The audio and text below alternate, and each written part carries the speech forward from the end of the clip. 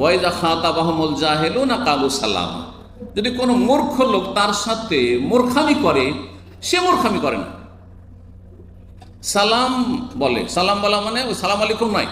সালাম হচ্ছে দুই রকম, একটা হচ্ছে ইসলামের অভিবাদন আসসালামু আলাইকুম, ওয়ালাইকুম সালাম, আরেকটা হচ্ছে কেটে পড়ার সালাম। আলু সালামা মানে কেটে পড়ে। একজন গাল দিয়ে দিল, প্রতি উত্তর করলো না। একজন চোখ রাঙা দেখালো, সে ভ্রুক্ষেপই করলো না। একজন থু দিয়ে দিল, হ্যাঁ, আপনাকে কোনো একটি যে কোনো কারণে হোক না কেন বা অকারণে হোক না কেন, আপনি কিছু রিয়াকশন দেখালেন না, রিয়াক্ট করলেন না, কোনো প্রতিক্রিয়া নেই। আপনাকে মেরে দিল, মার খেতে হয়ে গেলেন। হ্যাঁ, সে লাফ দিয়ে গাড়ি থেকে নেমে গেছে, আপনিও লাফ দিয়ে নেমে গেলেন, তাহলে শেষ পরিণামটা কি হবে? তাহলে খুন হয়ে যেতে পারে।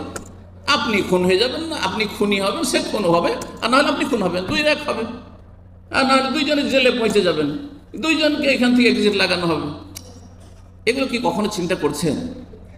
না, কেটে পড়ে না। কুকুরে আমাদের আঞ্চলিক ভাষায়, দেশের ভাষায় বলেন, আপনারা সবাই জানেন যে কুকুরে কামড় দিলে কুকুরকে কি করতে হয় না? কামড় দিতে হয় না। কুকুরের কামড় থেকে রক্ষা পাওয়ার জন্য সুব্যবস্থা করতে হয়, নিজেকে সেভ করতে হবে। সুতরাং এদের সাথে সম্পর্কটা সীমিত আকার রাখবেন।